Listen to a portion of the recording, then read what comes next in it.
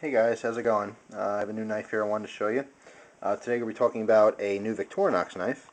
Not new to me. I actually got this knife a while ago, and I think I showed it to you in one of my previous videos. But this is the SAC Victorinox Secretary. Now what I mean by SAC, it's just an acronym, S-A-K, short for Swiss Army Knife. You'll see that term used a lot on the forums, and it carries over here onto YouTube. But it's just, like I said, it's just an acronym. People call it a SAC. It's easier than saying the full name of Victorinox, which is who the maker is. Now, SAC refers to all Swiss Army knives, but of course, Victorinox is the original. Wenger is obviously another very common company that makes them, and there's a lot of different rip-off, no-name China-made knives that look like them. But anyway, this model here, as I mentioned, is the Secretary. The only difference between the Secretary and another model, which is the Pocket Pal, it's basically the same knife. The only difference is that the Secretary has the Alex handles. If I can get it out of the package here, I can show you that a little better. Usually a pain in the butt to get out. There we go. Alright, put the box aside. And here it is. Very, very slim. See there, very simple knife. It's just two blades. You have a large blade on one side, and on the other side you have a short blade, a little pen blade. That's all that there is to this knife. Very simple. Like I said, there's a separate model called the Pocket Pal. Now the Pocket Pal will be the exact same style, same shape, everything else. The only difference is that instead of having the Alex handles, you'll have a red composite, which you're more likely used to seeing on Swiss Army knives. This is a Swiss Army knife classic.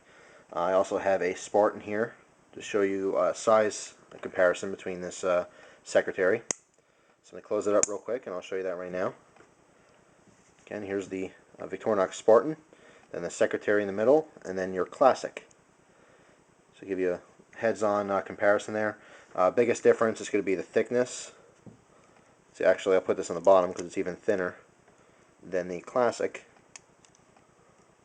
Give you a good idea of how thick this is.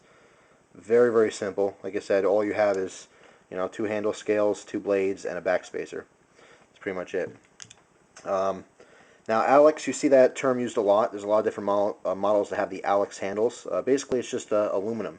Alex stands for, it's short for aluminum oxide, but in short, from that, it is just an aluminum scale. Obviously, it makes it very light. It's the preferred scale for the Army-issued versions, like the Soldier, and obviously very popular for collecting and as well as using. This has no stippling on it, no kind of texturing. It's very smooth. This is really meant to be just a classy pocket knife for an office type environment, maybe a special occasion. I think it's absolutely perfect. A perfect wedding knife, where you could throw in a suit pocket or slacks. Let's say maybe you're going to a funeral.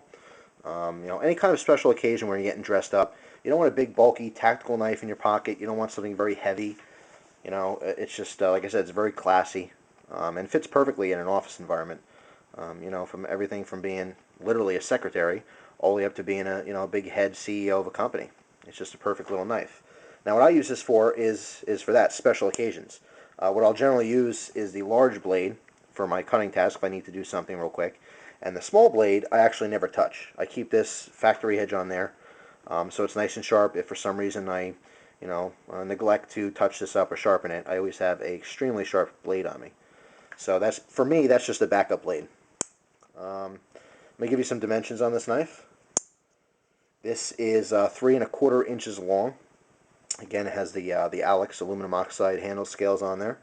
The large blade, which you just saw, has a 2-inch cutting edge. Now, directly underneath the cutting edge, the tang of the blade, that I did not measure that. I just wanted to measure the actual cutting edge here. So, of course, the full blade length for legal issues will be a little bit longer than that. It'll be from the top of the handle to the very tip of the blade. But for the sake of a review, the cutting edge is exactly 2 inches. On the other side, the small blade, the cutting edge on that is 1 1/8 inches. So very, very small. I mean, you can see that overall in my hand. And don't be fooled. This tiny little blade is enough to, to even use for self-defense. It's obviously not preferred for self-defense, but if you really look into your medical information and you know, where your veins are and your arteries and all that kind of stuff. It's really not that far under your skin. It only takes a 1-inch blade to really, you know, take someone out if you really know what you're doing. I mean, think about just, you know, having a box cutter. All the people that carry around a box cutter, usually only maybe 3/4 of an inch long, but it can do some serious damage if it's sharp. So don't underestimate a very small blade. Again, not probably the very last knife I would grab would be this secretary with the small blade out for self-defense. And most people would probably laugh at you if you took that out. But like I said, don't underestimate it. It still is a sharp blade. But anyway, yeah, there's 1 1/8 inches of cutting space on that small blade. Overall open with the large blade out, it's 5.5 inches open. So you can see that in my hand. But obviously very thin. It almost feels like, you know, because it is so thin, it's kind of hard to grip really well. You know, I mean, it's also very slick. But again, you're not doing some heavy cutting stuff with this. This is a very simple knife. You know, maybe a shirt off a string as opposed to pulling it and unraveling the shirt. Maybe opening letters, something like that. Not real extensive, hard use cutting with this knife.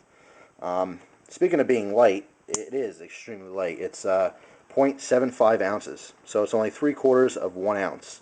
I mean, it's like nothing. You throw this in your pocket, you'll literally forget you have it. If you can get creative, you could probably put this in your wallet. I actually don't have my wallet here, but I know it would fit slightly on a diagonal in one of your credit card pouches, or perhaps even behind your license. So if you want to have a nice little backup blade, again, being extremely light, very thin profile, it'd be great for that as well, if you want to carry it, you know, in that sense. There's not a whole lot to say about this knife, because there's not a whole lot to this knife.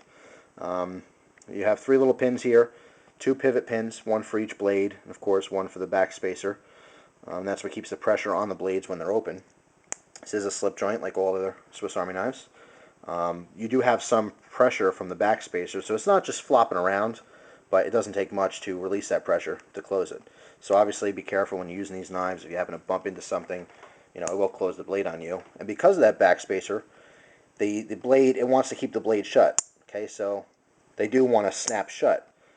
A lot of guys know about this because usually you end up getting cut. Most of the time it's when you're kind of taking the different tools out. I mean, for me anyway, most of my cuts from Swiss Army knives were when I was taking out different knives, and let's say one tool was stuck and I had a blade open, which I shouldn't have, and, you know, I try to force the thing and it slips and cuts me. You know, my other cuts I've ever gotten from this style of knife is also, like I said, when closing it, you're not always ready for that blade to just snap shut like that. Maybe your finger's slightly in the way, and as it comes down, boom, it gets you. You know, all Victorinox knives are sharp out of the box. I've literally gotten maybe 50 to 75 different Victorinox models over, you know, the span of my interest in knives. You know, going on, let's see, God, 16 years now I've been into knives. So yeah, I've handled a lot of them, and I've never ever gotten one brand new that was dull. Let me give you a quick little cutting demo here, but you guys know the deal with these. They all come very sharp right out of the box. Never had an issue with the Victorinox. Partly due because there's such a thin blade stock. Obviously, having a very thin blade, you know, and just being sharpened properly from the factory will give you a very sharp knife. So that's pretty much it. Like I said, there's not a whole lot to this knife. So probably one of my shorter reviews. Actually, I can't believe I still, you know, talked about it for almost 9 minutes now. But yeah, definitely a cool knife, extremely classy. This is what I usually grab when I want to go out to, like I said, maybe a nice restaurant, or if I happen to be invited to a wedding or something like that. And as I mentioned, maybe not always a good occasion. Perhaps it's a funeral. You know, this is something I'll grab where it doesn't make people nervous or anything like that when you know, pull it out to use it. Again, one last note. If you like this style knife, this exact design, but you're not a big fan of the aluminum handles, maybe you think they scratch up too easily, maybe you just prefer the traditional look of that red composite handle, then the Pocket Pal is for you. That's the exact same model, but with the red composite handles. It's called the Pocket Pal. So there it is, the Victorinox Secretary. Hope you guys enjoyed the review. I appreciate you watching. I hope you enjoy the rest of your day. Take care.